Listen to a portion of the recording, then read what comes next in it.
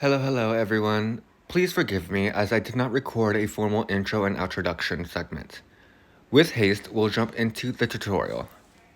To begin copying the work from the left eye to my right one, I am using Pat McGrath's Mothership Palettes Ultimate Taupe as our transitional shade with a large, fluffy, and round blending brush.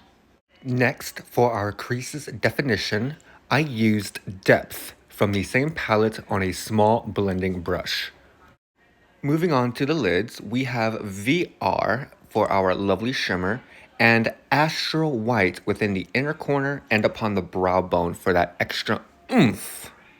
Without our usual winged liner, I apply my false lashes with black adhesive along the upper lash line, then using a mascara to blend the lashes together. I'm gonna go ahead and do the rest of the face. I'll be right back. Before we finish up, for lipstick, I applied Maybelline's Superstay Matte Ink Lipstick with BB's Gloss Topper, which is not that good, by the way. And that is all today, folks. I'm sorry again for lacking a proper video. I promise that next week will be a lot better. Until next time, I hope you all take care. Bye!